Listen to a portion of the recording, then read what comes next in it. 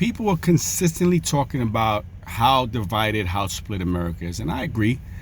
All you have to do is look at and see what's happening in this country. People at each other's throats, politicians at each other's throats. You can see on the Hill the other day when that senator wanted to fight the union guy, where McCarthy went and elbowed another congressman. It's not just left and right that's split anymore, but everyone's talking about the split on the right, and what they're not really letting you know, because it's all controlled by the left, is that the left is at it, and probably even worse right now than the right is. On the right, you have MAGA versus the old Republican Party, and MAGA is basically taking over the party, and the Republicans, the old style Republicans, refuse to let it go and embrace the MAGA movement. Instead, they're fighting the MAGA movement, and they hate them. And that's being highly publicized, and that's all the media, that's all most people talk about. They don't really talk about the split on the left. And it's really bad. I think it may even be worse than the split on the right. And I'm going to say this because if you're watching what's going on in America right now, these people on the left, which is the liberals, and again, the socialists and the communists, are really going at it over this Israeli-Palestine debacle that's going on right now in the Middle East.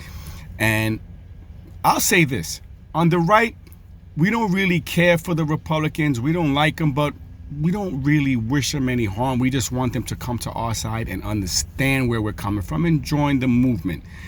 But on the left, these people, if you don't go with them, and I mean the far left, aside from the liberals, if you don't agree with them, they're ready to tear you down, okay?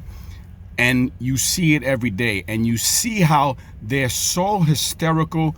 They're wishing genocide on the Jews. They're saying all this crazy stuff, and this is where it's splitting really bad, and it's starting to get violent, and where they're even going against, the liberals are even going against the left now, where I watched Michael Rapaport do a video and say, and if you know who Michael Rapaport is, that dude is an ardent Trump hater, where he's so pissed off at the left that Michael Rapaport is so upset with this current administration and what's happening in the Middle East, and he feels they're not doing enough to support the Israelis. There you go. And that's where the split goes, the Israeli and the Palestinians. And those people on the far left support the Palestine. They support anything that's anti-American. We know that. So Michael Rapaport, I always believed, was a leftist, but I guess he's more of a liberal because but he's also Jewish, so he's siding with Israel, of course. And he was on social media. Again, if you've ever seen this guy, he hates Trump with a passion. He just said he's willing to vote for Trump. Wow. And I'm going to show you that video. It's going to come up right after this. So here we go. Watch this video of Michael Rapaport admitting he would vote for Trump because of what's happening in Israel. Now, I don't know any conservatives.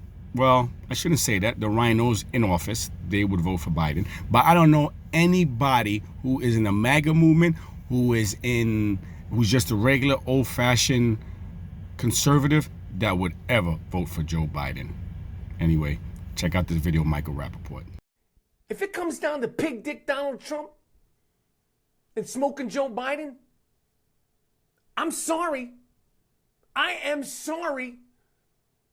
Voting for pig dick Donald Trump is on the table. I'm sorry.